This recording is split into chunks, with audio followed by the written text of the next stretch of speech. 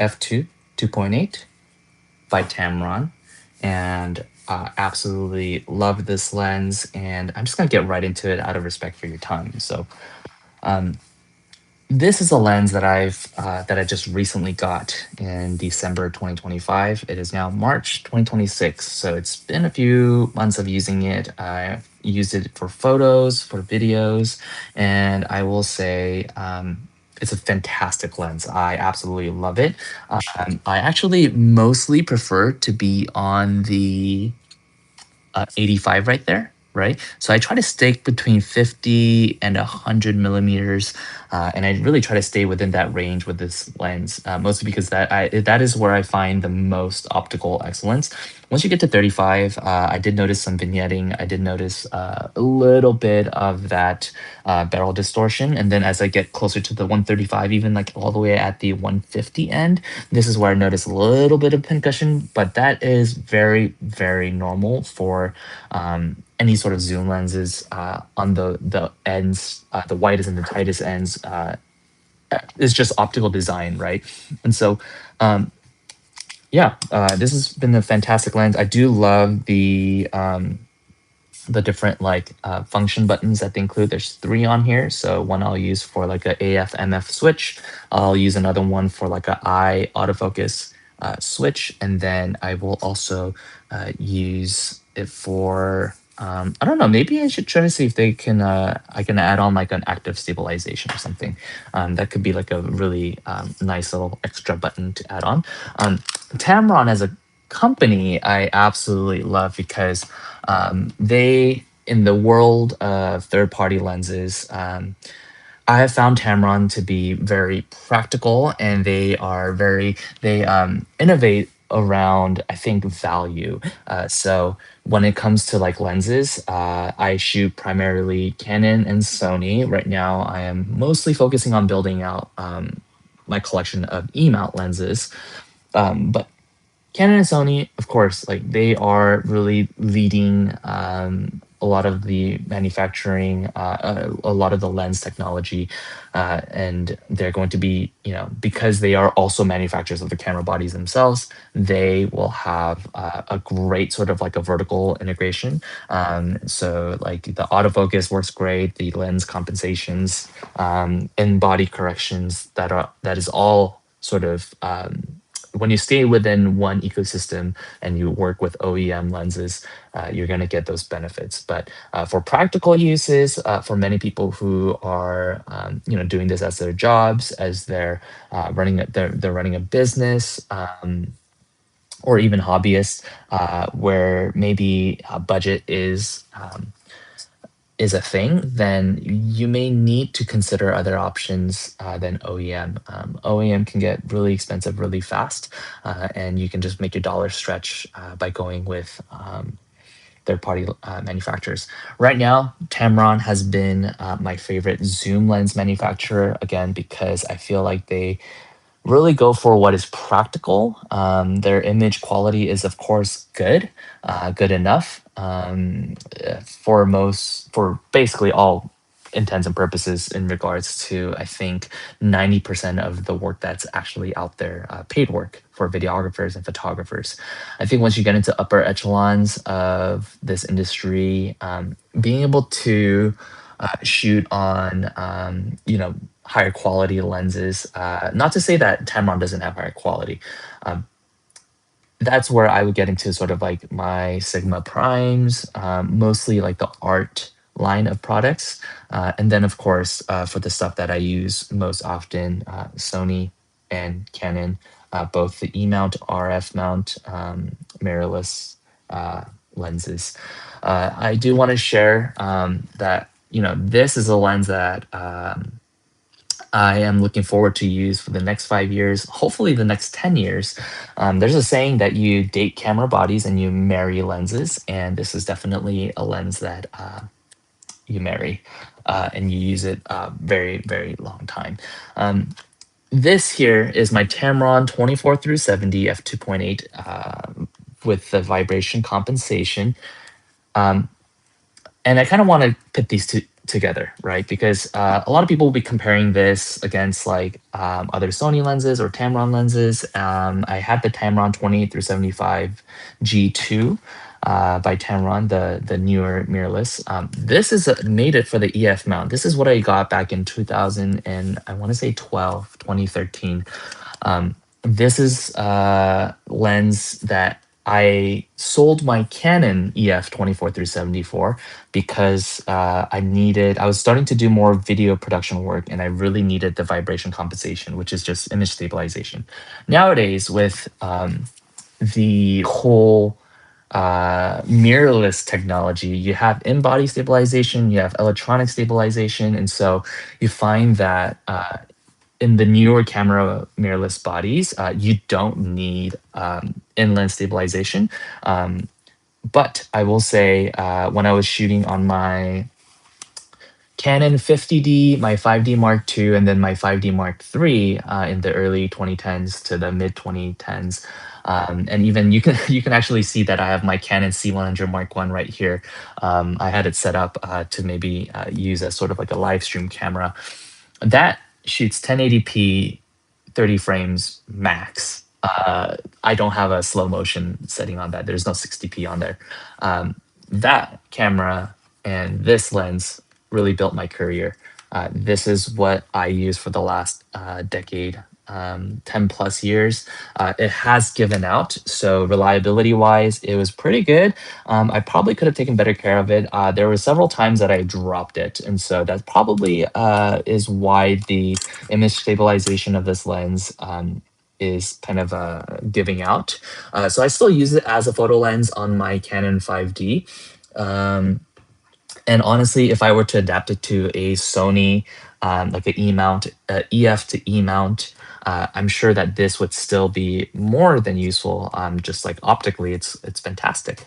It does have an onion ring bokeh that I don't love, and you can kind of see the plastic is kind of like, or like the rubber of this focus ring is kind of coming off. So reliably, it has been a fantastic $1,000 lens. Um, I bought this lens new off of B&H, and it had just done such a great job. Um, it's giving out, which is why, and I've also moved on from EF to now RF and E mount, and so that is why I want to give a shout out to this lens right here, the 35 to 150, which has been a fantastic lens to use. Again, I like to use lenses for a long period of time. I like to invest in them. A little bit more about me. Like I grew up not with not very much. Most of the gear that I bought very early on, especially in my career, I just self-funded, right? So I was able to pay for it by taking on side gigs, side jobs of just like I used to tutor, I used to teach math, and that's how on my spare time, I was tutoring, and then I would take that money and then I would go buy myself camera gear. And then after doing a few projects and a whole 6 month unpaid internship, I eventually started to get people to pay attention. They're like, "Oh, like you do videos? Can you shoot my weddings? Can you shoot our event? We have this going on." And just by putting out my own work online on Facebook to share, people started to reach out to me to like film and do other gigs. And since then, I have had a really, I've been really blessed to grow in this industry and have a solid 12-year career so far. And so, yeah, in terms of, again, in terms of value, bang for buck, I really think that 35 to 150 is great. If you don't need something, if you don't need a all-in-one lens, and you're okay having two different lenses to kind of cover this range, I would definitely say the Tamron 28 to 75 with a Tamron 70 to 200 will get the job done. You'll have a slightly bigger range, but for me, I've just found that practically speaking, the 35 to 150 covers all of my needs, 95% of my needs. The very few times that I need something wider, I will just take my Tamron 17-28 f2.8 lens. That one I really enjoy because I like to go all the way either to the 17 millimeter end, or I like to go onto the 20. I'm mostly shooting 20 millimeter. I find that 24 millimeters is not. Um, is not wide enough for at least the jobs that I do, which is mostly corporate, documentary, weddings, events, recaps, brand films, and so I really like to push people to really challenge sort of like challenge conventional norms. I think a 24 through 70 is fantastic. As you can see, that is what I built my career off of. After having bought different brands and different platforms and used it over a decade, I have found 35 to 150. Again, a really great focal length. I keep it in the f2.8 aperture. I open up to the f2 when I go 35 millimeter and I really need that extra stop of light. But otherwise, I do keep it on the f2.8. I might even stop down to f4 to get a little bit more sharpness, 5.6 sometimes. But this focal range and the focal range is great. The weight of this lens is a little bit heavier. So if you're used to just shooting on APS-C lenses or mirrorless lenses, you're gonna find that this lens is really, really heavy. But if you've been around and you've been shooting for a while and you're kind of converting in from DSLR tech to now mirrorless tech, you will find that the weight of these lenses are actually not that different. You can kind of see like this little extra extension here is going to add a bit of weight, but in terms of like the actual uh, filter sizes, these are both 82 millimeters. So if you're used to like big bulky lenses that you use with DSLRs, I don't think that you will find this lens to be particularly heavy. At least I don't. So yeah, I would highly recommend this lens to anybody that is just looking for like a sort of just one lens does it all. Um, I will say this is a tough lens to kind of carry around all day long and to be shooting like 8 to 12 hours with. Definitely, this is not the lens for that application. For something like that, I do like to use my.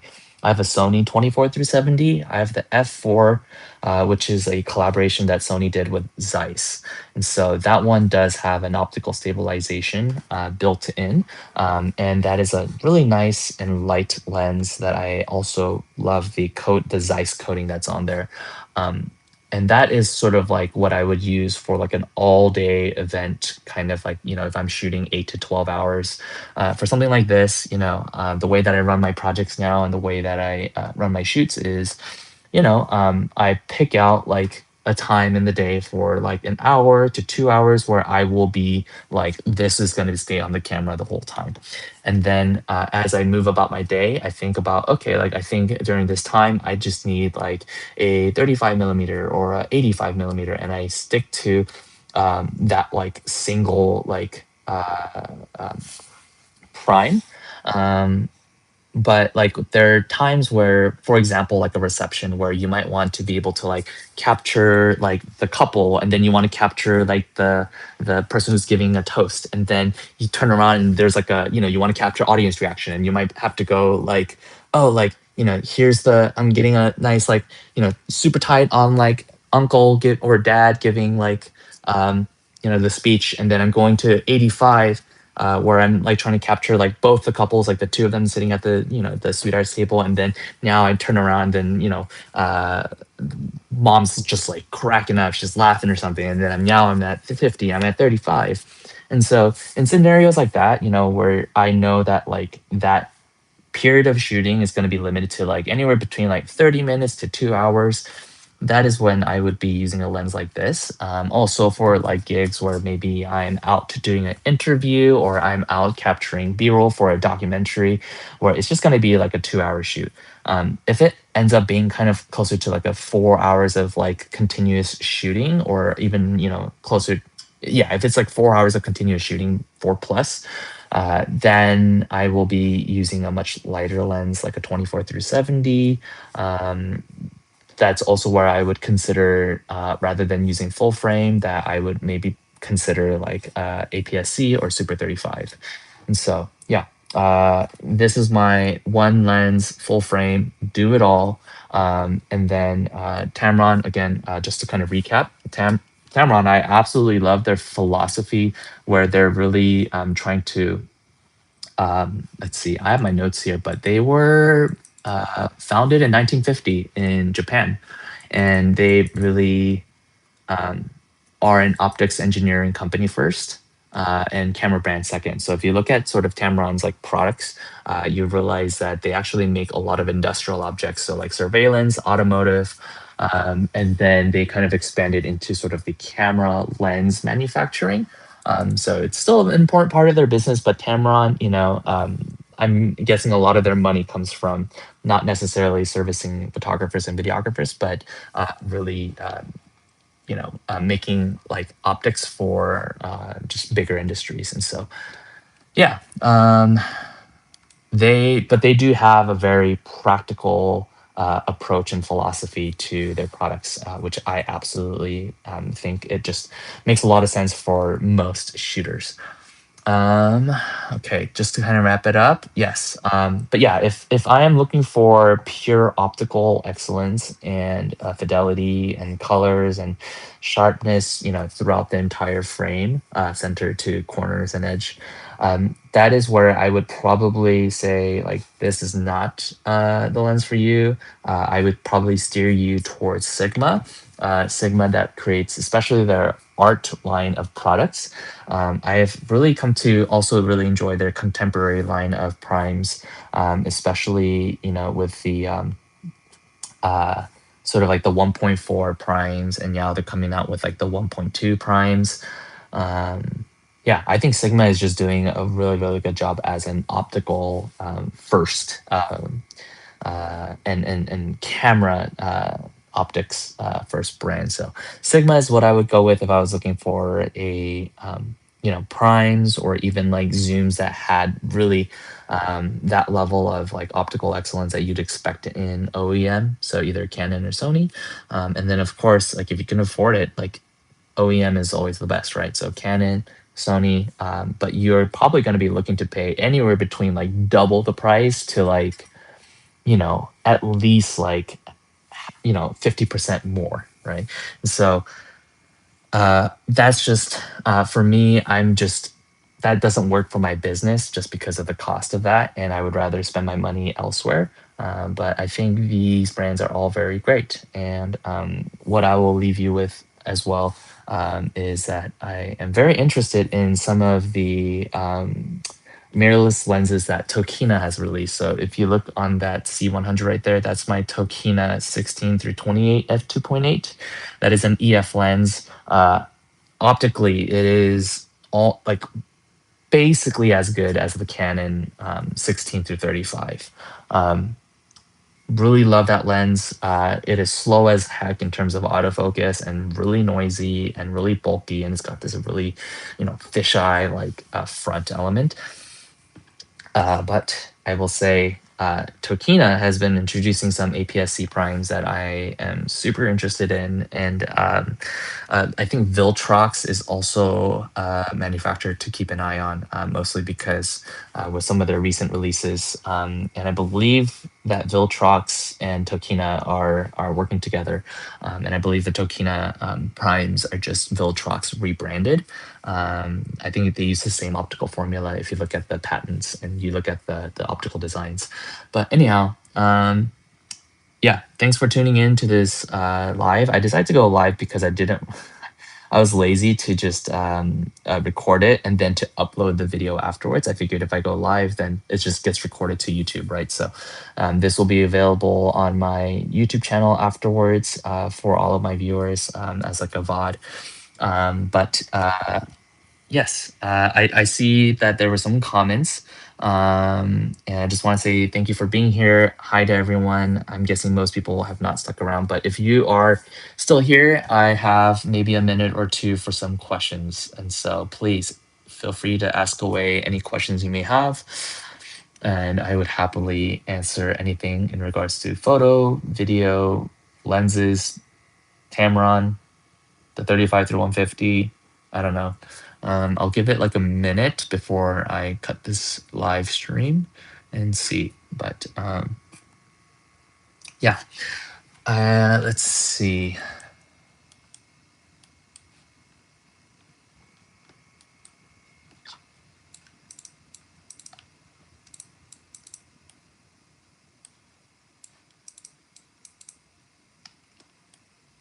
Oh, one other lens that I have found by Tamron to be really, really interesting is the Tamron 20 to 40. Mostly because 20 millimeters is actually very, very useful as a wide angle. 24 sometimes doesn't feel wide enough, but 20 feels like it's just right. And then 40 millimeters, sometimes 50, sometimes I don't think like 40 millimeters is tight enough. But I think the 20 to 40 I like because of like its positioning in the market. The Tamron 20 to 40, let's look it up. It is, let's see, you can get it used for like 559. I'm seeing one on eBay for 428. That's actually incredible in terms of pricing wise.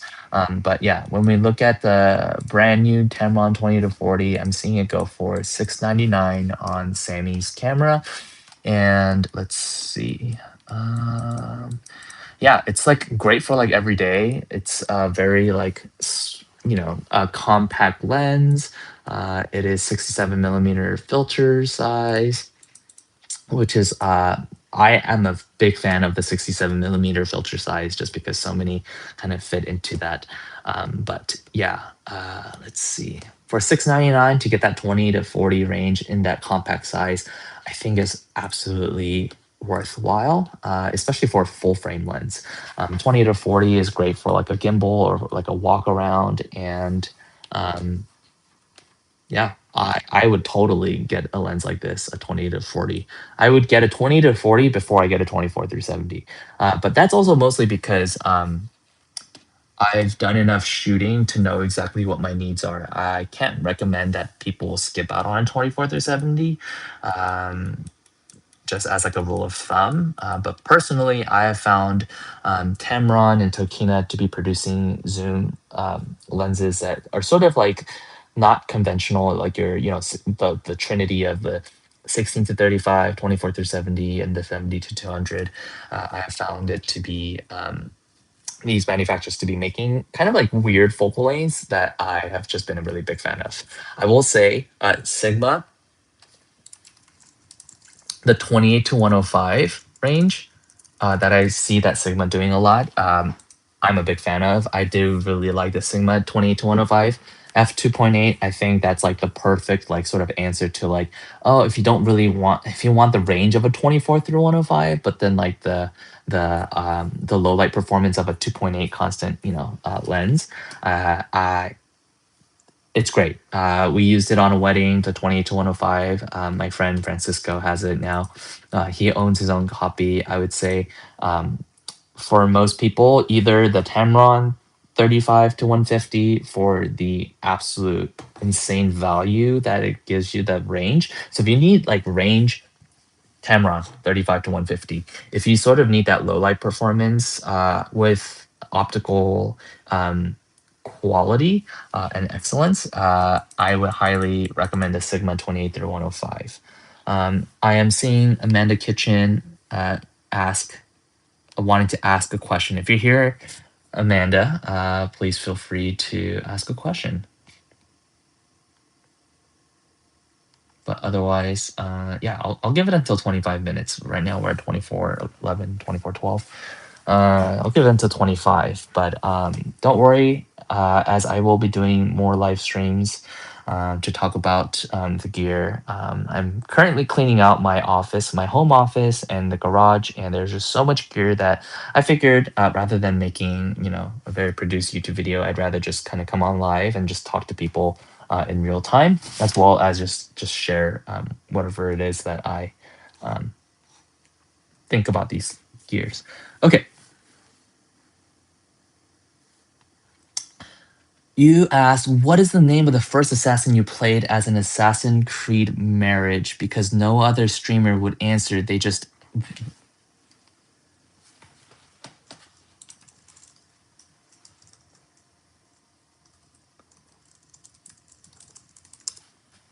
What are you talking about?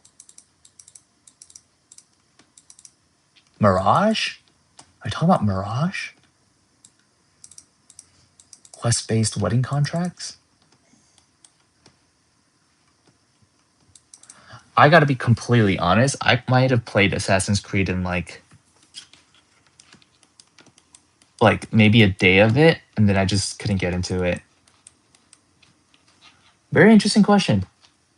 I would not have anticipated someone asking me about Assassin's Creed. I can't recall the name of the first assassin I played. Um, huh.